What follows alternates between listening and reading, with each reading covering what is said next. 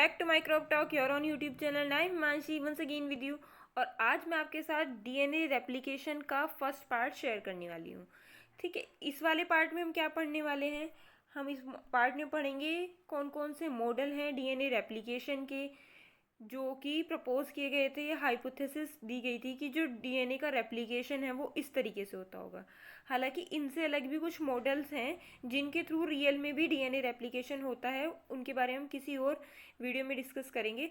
But जो main model दिए गए थे, प्रपोज किए गए थे किसके लिए, कि जो डीएनए का रेप्लिकेशन होता है वो किस मेथड से हो सकता है, कंजर्वेटिव मेथड से हो सकता है, डिस्पर्सिव या सेमी कंजर्वेटिव, इनके बारे में हम डिस्कस करेंगे। और जिसके वजह से प्रूफ हुआ था कि फाइनली जो डीएनए का रेप्लिकेशन का मेथड होता है वो क्या है। तो वो एक्सपेरिमेंट किसने दिया था? मिचेल्सन एंड स्थॉल ने दिया था 1958 में। इसके बारे में भी हम डिटेल में डिस्कस करेंगे कि वो एक्सपेरिमेंट क्या था और कैसे उसने प्रूव किया था कि डीएनए ही वो चीज़ है जिसकी वजह से जो हमारी जो डीएनए है वो रेप्लिकेट होता है, या जिस मेथड से, जिस पैटर्न में डीएनए रेप्लिकेट होता है। तो चलिए वीडियो को शुरू करते हैं। अगर अभी तक आपने इस चैनल को सब्सक्राइब नहीं किया तो आपको पता ही है क्या करना है, और अगर वीडियो अच्छी लगे तो भी आपको पता है कि क्या करना है, और कमेंट में क्या बताना है वो भी आपको पता ही है। तो चलिए शुरू करते हैं। सबसे पहले जो मॉडल थे रेप्लिकेशन के, तो 3 हाइपोथेसिस थे कि जो डीएनए है वो इन मेथड से क्या हो सकता है, रेप्लिकेट हो सकता है। Conservative model, dispersive model and semi conservative model, ये वो 3 मॉडल्स थे। ओके, नेक्स्ट बढ़ते हैं। जो कंजर्वेटिव मॉडल था वो क्या कहता है? जो कंजर्वेटिव मॉडल है उसके अकॉर्डिंग जो पेरेंटल मोलिक्यूल है, यानी कि जो पेरेंटल डीएनए मोलिक्यूल है वो डायरेक्टली सिंथेसिस होता है। कैसे? न्यूली डबल स्ट्रैंडेड मोलिक्यूल से, such that after 1 round of replication. क्या मतलब एक राउंड के बाद रेप्लिकेशन की कैसे, वो मैं बताऊंगी आपको। जो इसमें 1 मोलिक्यूल होता है डीएनए का, वो क्या होता है, कंजर्व्ड होता है एज 2 ओल्ड स्ट्रैंड। ठीक है, 2 ओल्ड स्ट्रैंड की जैसे। और यही जो होता है वो भी सेकेंड राउंड में भी रिपीट होता है। क्या कह रहा है कंजर्वेटिव मॉडल, देखते हैं। देखिए, ये एक पेरेंटल डीएनए जो कि मैंने रेड कलर से दिखाया है। ठीक है, उसके बाद जो न्यू डीएनए फॉर्म होगा, कंजर्वेटिव मॉडल क्या कहता है कि एक तो जो डीएनए का मॉलिक्यूल होगा, क्योंकि डीएनए में डबल स्ट्रैंडेड होते हैं, वो एंटायरली दोनों के दोनों ही स्ट्रैंड इसमें न्यू होंगे। और दो जो, क्योंकि एक डीएनए से 2 डीएनए बनते हैं, तो एक डीएनए के स्ट्रैंड में पेरेंटल डीएनए है जो, वही दोनों स्ट्रैंड आ जाएंगे और एक में टोटली एक न्यू स्ट्रैंड आएगा।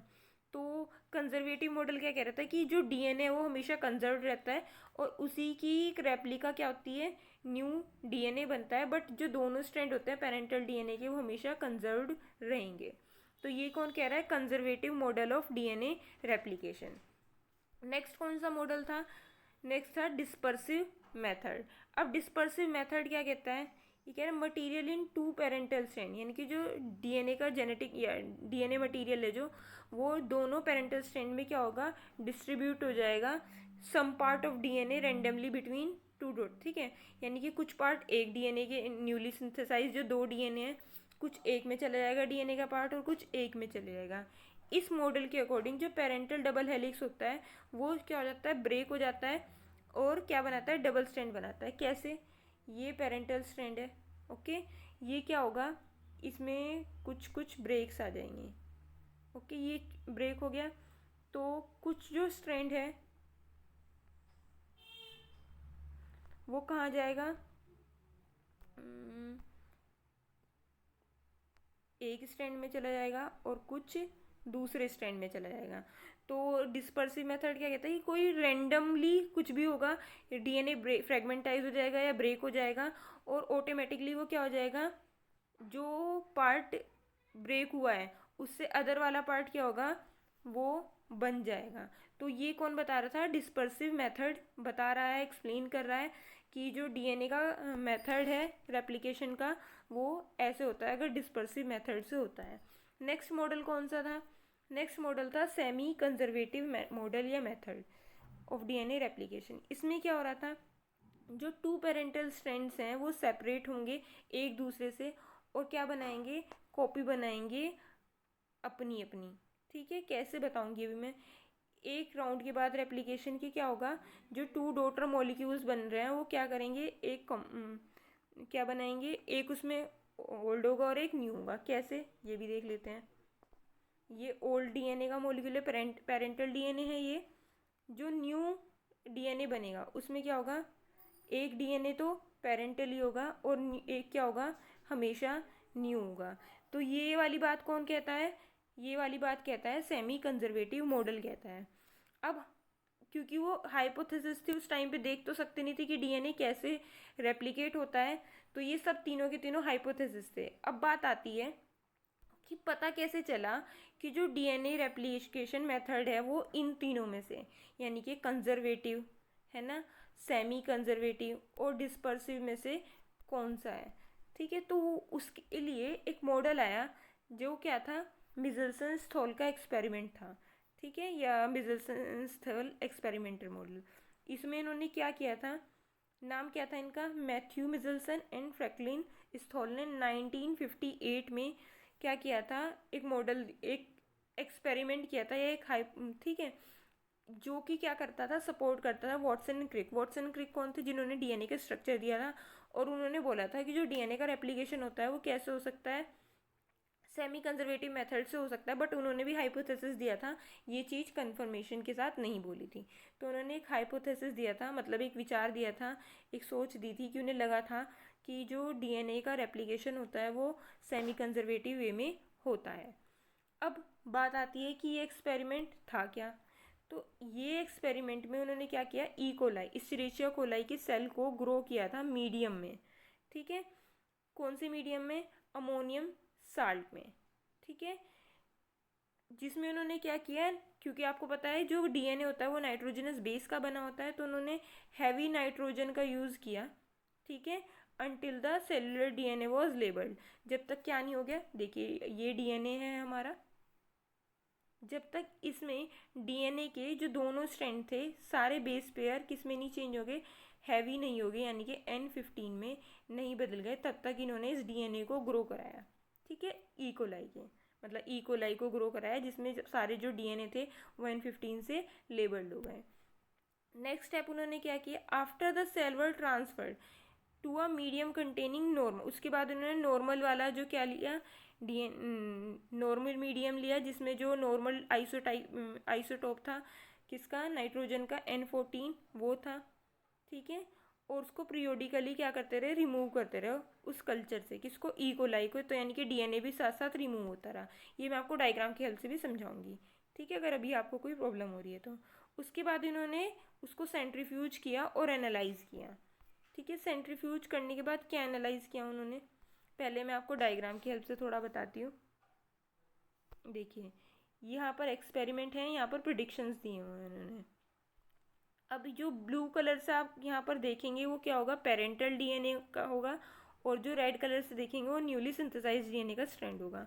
तो पहले उन्होंने क्या किया था एक्सपेरिमेंट में, उन्होंने हैवी मीडियम में डीएनए को ग्रो करा दिया, और यानी कि जितने भी नाइट्रोजन होंगे उनको जब उन्होंने क्या किया, सेंट्रीफ्यूज किया, तो उन्होंने क्या देखा कि जो पीक मिल रही है, मतलब जो आपको डीएनए मिल रहा है वो कहाँ पे मिल रहा था, सेंटर में मिल, वो सॉरी क्या मिल रहा है, सेटल डाउन हो गया है वो। ठीक है, कहाँ हो गया है, जो हमारी हम कहें ट्यूब थी उसमें कहाँ हो गया, नीचे बैठ गया है वो।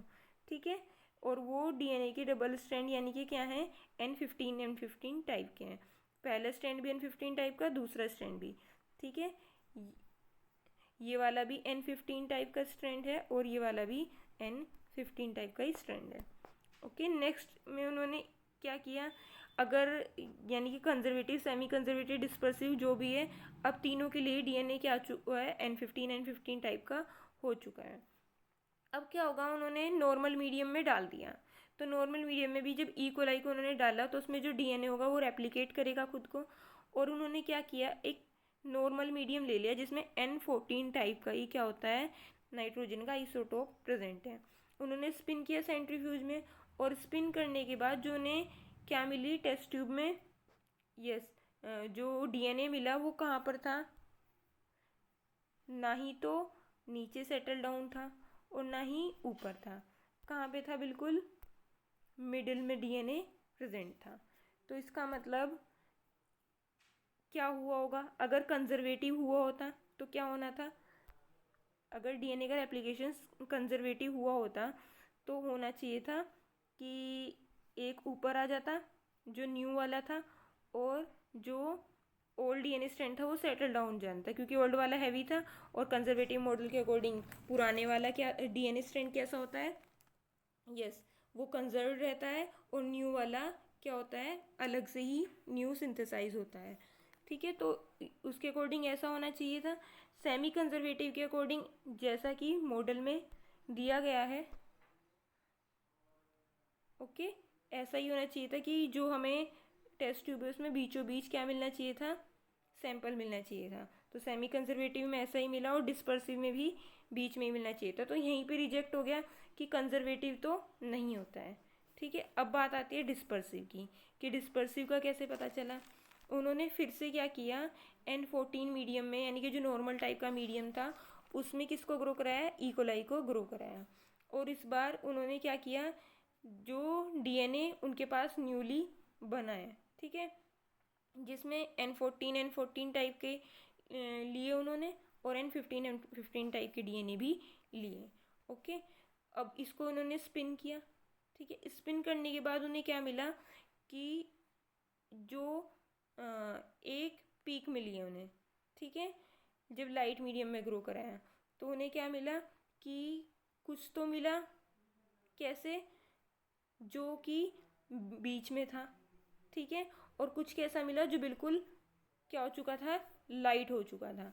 ठीक है, जिससे उन्हें पता चल गया कि जो डीएनए का रेप्लिकेशन है वो डिस्पर्सिव मेथड से भी नहीं होता है, कैसे होता है, सेमी कंजर्वेटिव मेथड में।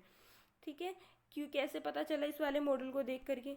ठीक है, इसको देख करके कैसे पता चला, देखिए ये ऐसे समझ सकते हैं, ये डीएनए है, ये यहाँ पे इन्होंने कौन से टाइप का लिया है, यहाँ पर N14 मीडियम में ग्रो कराया है। किसको, जब एक स्ट्रैंड कैसा हो चुका है इसका, N14 और N15 टाइप का हो चुका है। ठीक है, तो यानी कि मैं यहाँ पर एक डीएनए बनाती हूँ जो N15 और N14 टाइप का है। ये 15 ले लेते हैं, ये 14 ले लेते हैं। ओके, तो जो न्यू स्ट्रैंड हो रहे होंगे, अगर हम सेमी कंजर्वेटिव सोचें तो जो न्यू स्ट्रैंड हो रहे होंगे वो कैसे होंगे, एक में तो ये वाले स्ट्रैंड आ जाएंगे, ठीक है, और एक न्यूली सिंथेसाइज होगा 14 टाइप का इसके साथ, और एक में क्या होगा, ये वाला स्ट्रैंड आ जाएगा। ओके, और इसी के साथ एक क्या होगा, क्योंकि मीडियम में क्या है, N14 है, तो इस टाइप के ही स्ट्रैंड बनेंगे। ठीक है, तो यहाँ पर ये वाला कहाँ पर आएगा, ये वाला बीच में सेटल डाउन होगा, और जो लाइट वाला है वो कहाँ जाएगा, नीचे सेटल डाउन हो जाएगा। तो इससे क्या पता चला, तो जो डीएनए का रेप्लिकेशन होता है वो किस मेथड से होता है, सेमी कंजर्वेटिव मेथड से होता है। तो मिचेल्सन स्थॉल के एक्सपेरिमेंट से ये फाइनली प्रूव हो गया था। तो अगर आप चाहते हैं कि मैं इस पर भी आपको एक क्या कहते हैं न्यूमेरिकल कराऊं, तो मैं वो आपको कल कराऊंगी। आज की वीडियो में इतना ही, मिलते हैं नेक्स्ट वीडियो में। आई होप कि आपको पसंद आया होगा, अगर पसंद आया होगा तो आपको पता ही है क्या करना है।